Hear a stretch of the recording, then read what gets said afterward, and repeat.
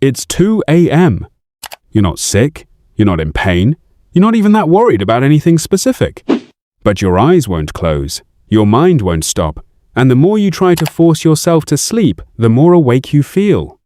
If this is you almost every single night, this video is going to explain exactly what is happening inside your brain and why it has almost nothing to do with sleep itself. Most people think insomnia is a sleep problem. It isn't. Sleep researchers now widely agree that chronic inability to sleep is primarily a nervous system problem, an arousal problem. A brain that has learned somewhere along the way to treat the night as a time to be alert instead of a time to rest. And once the brain learns that pattern, it protects it fiercely. This is why you can be exhausted at 9 p.m., fall asleep on the couch watching TV, but the moment your head hits the pillow, something switches on. The thoughts come. The restlessness starts. The ceiling becomes the most familiar thing you've ever stared at. That switch, that's what we're going to break down today. There is a psychological concept called stimulus control. It means that your brain forms automatic associations between places and mental states. The gym makes you feel ready to work. A library makes you lower your voice. These are learned associations, your brain running on autopilot. For most people, the bed is associated with sleep. But for people who struggle to sleep, something has gone wrong with this association. Because of all the nights you spent lying awake, scrolling, thinking, worrying, staring, your brain has slowly started to associate the bed with wakefulness, with alertness, with the feeling of trying to sleep but failing.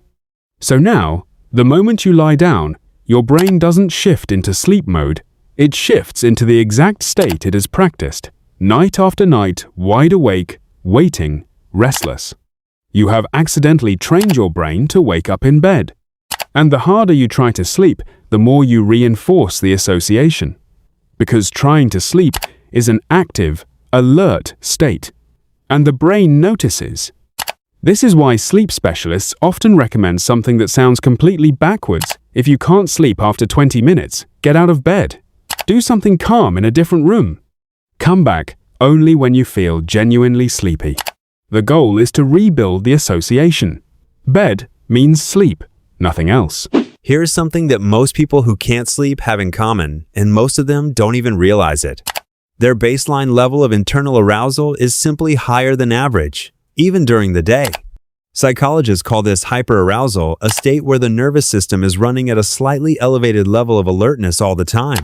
Not panic, not anxiety necessarily, just more activated than it needs to be.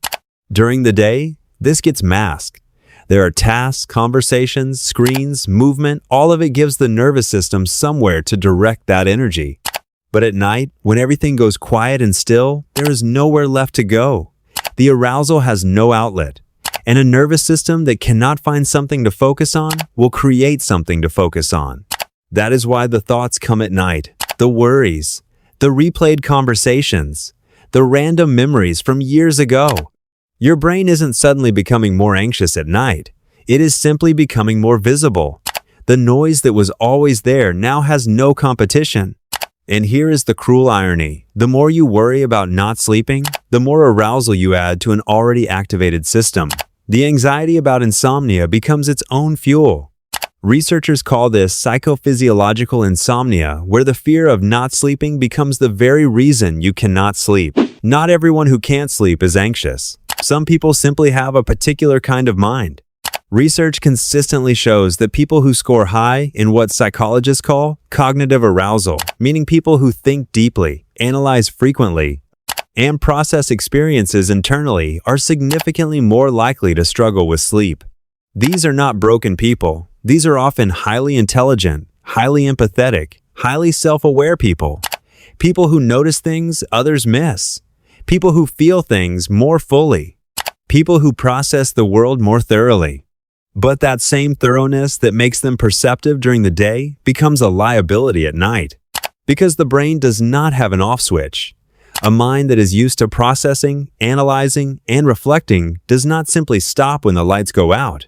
It keeps going. Because that is what it knows how to do.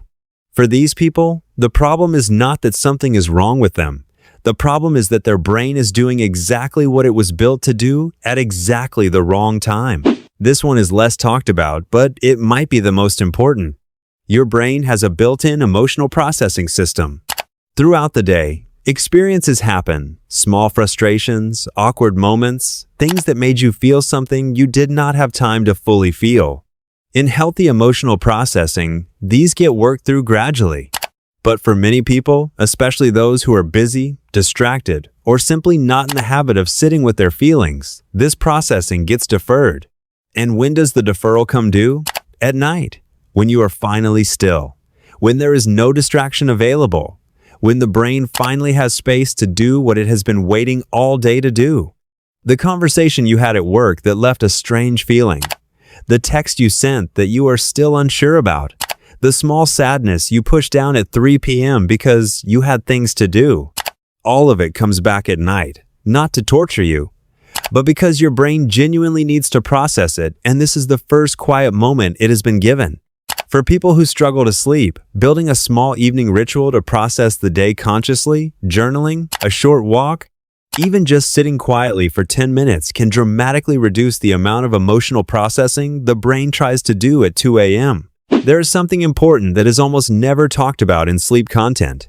For most of human history, sleep happened in near total darkness, in silence or natural sound, with a body that had moved physically throughout the day, and with a nervous system that was not bombarded by an endless stream of information, comparison, social interaction, and blue light from glowing screens. The modern human nervous system is trying to do something ancient switch off inside conditions that are completely unprecedented. Blue light from phones and screens suppresses melatonin, the hormone your brain uses to signal that it is time to sleep. Constant information consumption keeps the mind activated. Social media before bed floods the brain with social comparison, emotional reactions, and unresolved loops, all of which are the exact opposite of what a settling nervous system needs. People who can't sleep at night are not weak. They are human nervous systems built over millions of years for a very different world, trying to rest inside a world that never stops stimulating them.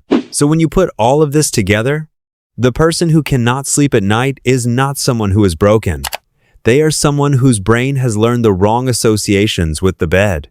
Someone whose nervous system runs slightly hotter than average. Someone who thinks and feels deeply, which is a strength that comes with a cost at night. Someone whose emotional processing got deferred until the quiet hours. Someone whose ancient nervous system is genuinely overwhelmed by the modern world. And someone who may have, without realizing it, started to see insomnia as an identity rather than a pattern. None of these are permanent. All of these are understandable. And understanding them is the first step to actually changing them.